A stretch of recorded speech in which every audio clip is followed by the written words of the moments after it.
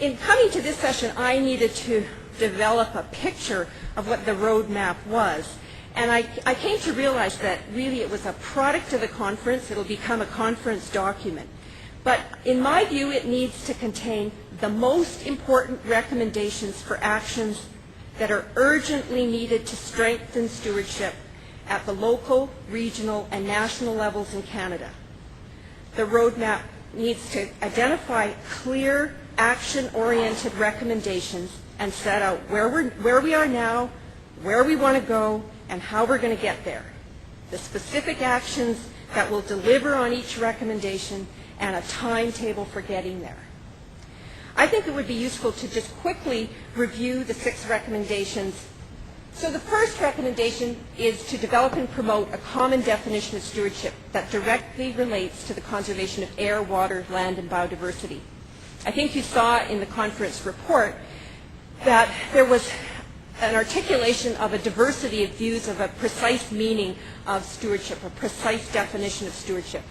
As a lawyer, I always look for definitions, and I'm happy to talk about them for a long time, but I suggest that using our afternoon to come up with a more precise definition of stewardship might not be the best use of our time, and I'd ask you to think about it and write about it perhaps more after this session than during the session.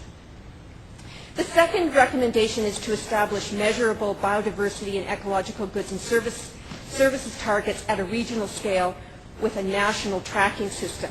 We've heard a great deal of support during the conference for that kind of work, that kind of activity to take place, and lots of ideas about how that work would be extremely useful to people on the ground involved in stewardship activities. Recommendation number 3 is to assemble a credible economic analysis of the importance of stewardship that can be used for both marketing purposes and a basis for future planning. Preston Manning's remarks come clearly to mind for me in reflecting on this recommendation, and the pre-conference consultation demonstrated that there was widespread support for this kind of work to be done and some very good ideas for actions that would support this particular recommendation. Recommendation number 4 is to make much stronger connections between the range of initiatives of government and the extensive variety of agencies involved with stewardship. I think we've heard many people talk about the need to bridge some of the gaps and address some of the deficiencies in the network across the country.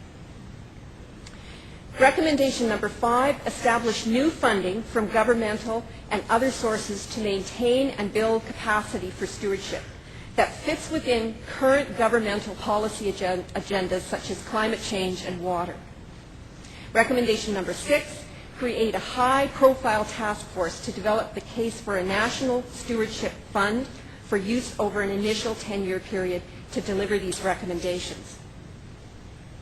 This may not be the entire suite of recommendations that are needed for the roadmap, and I urge all of you in bringing your comments forward to think about whether your specific suggestions for action items fit within this framework or whether other recommendations are needed to ensure that the action that you see as urgent is captured within the roadmap itself.